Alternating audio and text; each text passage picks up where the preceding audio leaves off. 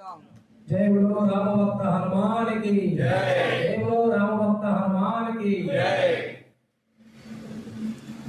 ఈరోజు చాలా సంతోషంగా ఉంది.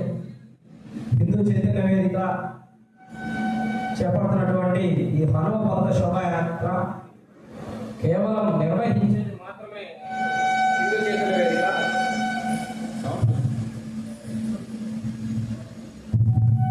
నిర్వహించేది మాత్రమే హిందూ చైతన్య వేదిక, కానీ నడిపించేది మాత్రం హిందూ సమాజం. అంటే ఏదో ఒక సంస్థ సమాజానికి కావాలి కాబట్టి, ఏదో ఒక సంస్థ బాధ్యతని తీసుకోవాలి కాబట్టి హిందూ చైతన్య వేదిక యొక్క బృహత్తర కార్యక్రమానికి శ్రీకారం చుట్టింది.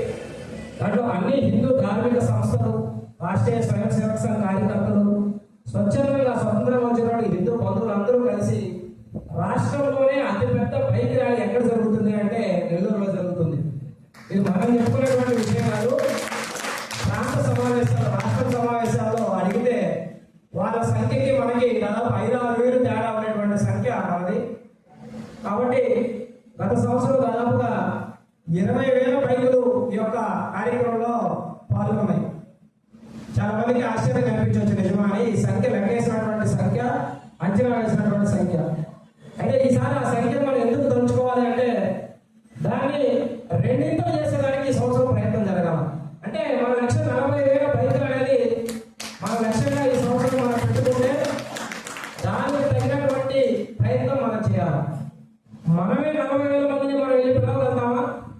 సాధ్యమయ్యే పనే కాదు. కానీ మనం ఎవరికి తోచినంత వ్యక్తిగతమైనటువంటి పని, ఈరోజు అయోధ్య రామ మందిర నిర్మాణానికి జరిగినటువంటి నిధి సేకరణ కార్యక్రమాన్ని స్ఫూర్తిగా తీసుకోండి. 10 రూపాయలు ఇచ్చే వాళ్ళు ఇచ్చారు, 100 రూపాయలు ఇచ్చే వాళ్ళు ఇచ్చారు, 1000 రూపాయలు ఇచ్చే వాళ్ళు ఇచ్చారు, 10,000 ఇచ్చే వాళ్ళు ఇచ్చారు, రూపాయి ఇచ్చినటువంటి విద్యార్థులు కూడా ఉన్నారు. కానీ ఆ చిన్న చిన్న నీటిదారులు ఒక ప్రవాహంగా మారినట్టు దాదాపుగా 3,000 కోట్ల రూపాయల నిధి అయోధ్య రామ మందిర నిర్మాణానికి వచ్చింది.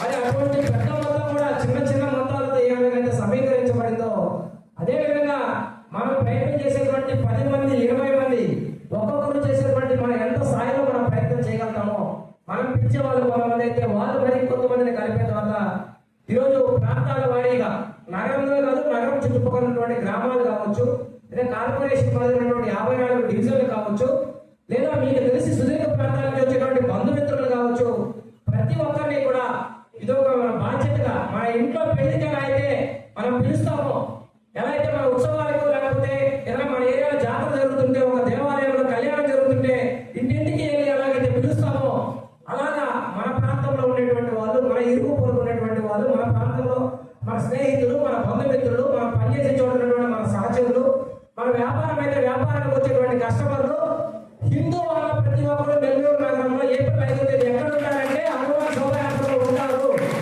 వేరే ఏ పని అంటే ఎవరు అడిగినా ఆ టైంలో వేరే అపాయింట్మెంట్స్ ఏమి ఉండకూడదు. ఎందుకంటే అంటే మన శోభాయాత్ర ఉందా అని చెప్పే పరిస్థితి మనం తీసుకురాగలిగేటువంటి ప్రయత్నం మనం జరగాలి.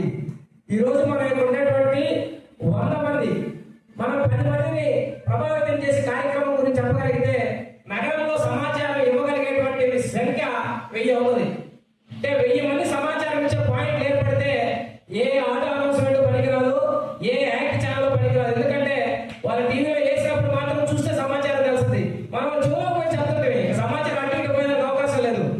కాబట్టి ఈ విషయాలు దృష్టిలో పెట్టుకొని మన పెళ్లికి పిలిస్తే 300 కార్డులు కొట్టిస్తే ఖచ్చితంగా 350 మంది వస్తారు. ఒక ఇంటికి ఇద్దరు కూడా రావచ్చు. మనం అంచనా వేసుకొని భోజనాలు చెప్పాం, అవునా కదా? ఎందుకని నేరుగా పిలవడం శక్తి అది.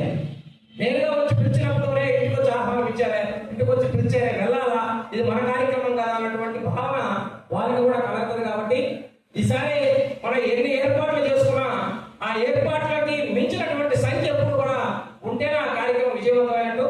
నాకు మిత్రులు చాలా మంది మంచి మంచి సూచనలు చెప్పారు. వాటన్నింటిలో కూడా ఈసారి కార్యక్రమం ఉంచేదానికి ప్రయత్నం చేస్తాం. అయితే చివరిలో కూడా సాంస్కృతిక కార్యక్రమాలు అన్నారు. ఈసారి స్వామీజీ యొక్క ప్రసంగ ఉపన్యాసం ఉంటుంది కాబట్టి ముందుగానే ఆ సూచన కూడా ఇవ్వబడుతుంది. మీరు ఇచ్చేటప్పుడు కూడా ఈ బైక్ ర్యాలీ పూర్తయిన తర్వాత శోభాయాత్ర ఆర్ఎస్ఆర్ హై స్కూల్లో ఏదైతుందో అక్కడ శ్రీ స్వామీజీ కమలానంద భారతి స్వామీజీ వారు భువనేశ్వరి పీఠాధిపతి వారి యొక్క అద్భుతమైనటువంటి ప్రసంగం ఉంటుంది. గతంలో హైందవ సంఘాల విజయవాడలో జరిగినప్పుడు కూడా వారు చాలా అద్భుతంగా ప్రసంగించారు. కానటువంటి గొప్ప వ్యక్తుల యొక్క స్ఫూర్తిదాయకమైనటువంటి ప్రసంగాన్ని వినే అవకాశం కూడా మనకు ఉంటుంది. కాబట్టి ఆ యొక్క కార్యక్రమంలో ఆ ప్రసంగం పూర్తయ్యేంత వరకు కూడా కార్యక్రమం ఉంచుకోమని చెప్తున్నాం. ఎక్కువ మంది పనులుండే వాళ్ళు